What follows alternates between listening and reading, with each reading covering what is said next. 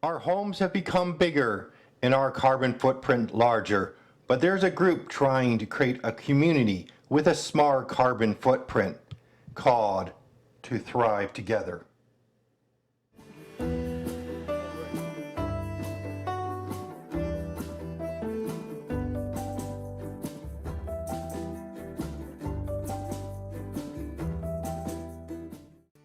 My name is Jill Simpson. I'm the Executive Director of To Thrive Together Sustainable Living. To Thrive Together is a not-for-profit organization. It is a vision for a new way of living on the planet, combined with an old way of caring for one another. My name is Robert Dick. I'm an architect and engineer. I've been practicing independently for 35 years, and I've had a focus on retirement homes and taking care of people. And this particular project that my wife Jill and I have co-founded, To Thrive Together, is sort of part of that whole thing of taking care of people and the earth as well. And when we met some 10 years ago, we knew there was something we had to do together, and this happened to be it. So we're very happy to do this. Hello, my name is Marjorie Palesci. I'm actually the president of a charity that's working with To Thrive Together called All Our Relations. I am Métis, which is Indigenous, and I want to say that I'm very happy to be here, particularly in this place that we are right now, because I can hear the birds, and I'm very involved with the earth in many different ways.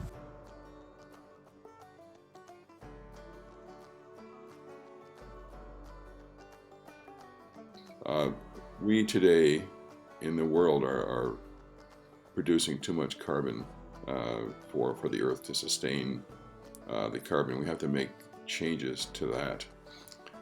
And it's actually, the technology is here today. We don't have to look into the future.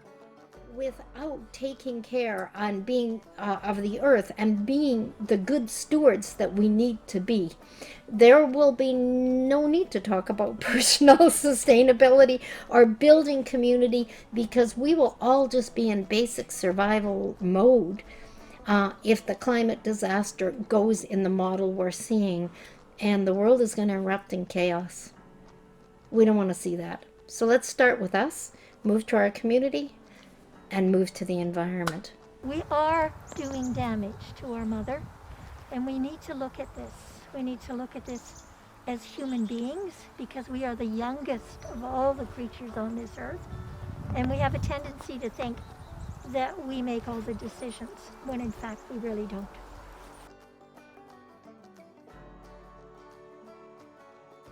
To Thrive Together is chosen to create small model communities as a proof of concept of two things: that building zero carbon is entirely viable right at this moment. Living zero carbon, entirely viable right now. We don't have to wait 10 years for a building code to catch up, because in 10 years we've used up our window of opportunity, and climate change will be absolutely irreversible.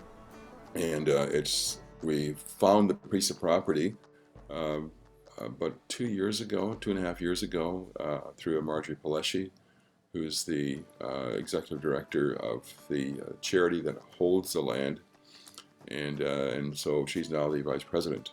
Okay, Bob came to me and said, hey, my wife Jill and I are thinking about doing this project, and he explained to me what To Thrive Together was doing. And I took this information to my very small board, and we thought this was perfect. This is some group that we could work with.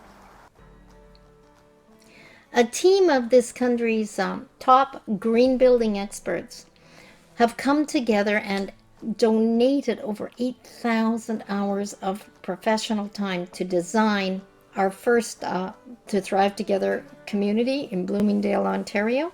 Envious. If I had any kind of resources at all, I would buy in if there was a place left. This is about taking care of the earth. This is about taking care of each other. And this is about taking care of all that is around us, environmentally, but also socially. And that made so much sense to us.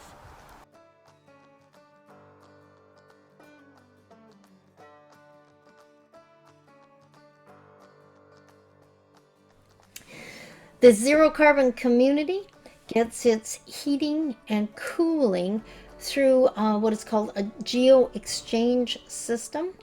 So we're probably all vaguely familiar with the term geothermal, heating from the earth. A geo exchange system takes the heat from the earth in the winter and uses it to heat your home in the summer. And in the hot months, it takes the heat from the home and stores it in the earth. So that's the geo exchange as opposed to geothermal. Solar panels, I think what amazes me is how prevalent they are. If you drive through the countryside, you see them everywhere. And it's amazing how far it's come.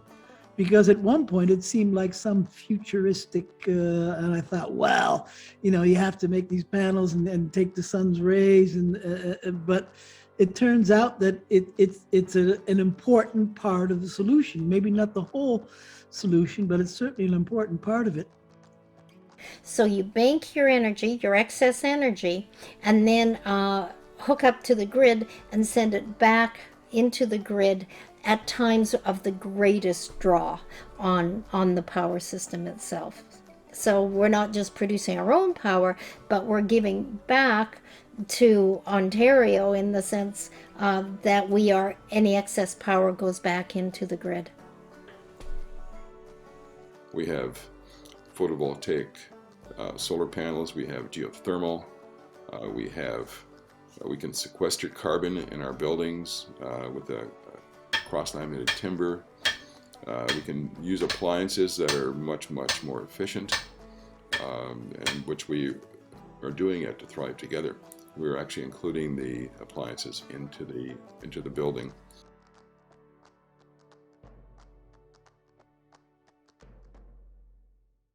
And creating a sustainable community that will support us in our need, and in turn we support others in their need. And then from that, we all need to support the environment in which we live. They're not that tiny. They're beautiful little houses, right? They look gorgeous.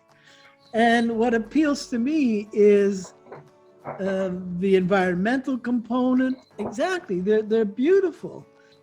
What we want to do is we want to create a model for people to copy, okay? And we want people to get excited about this change, and we want them to make changes, okay?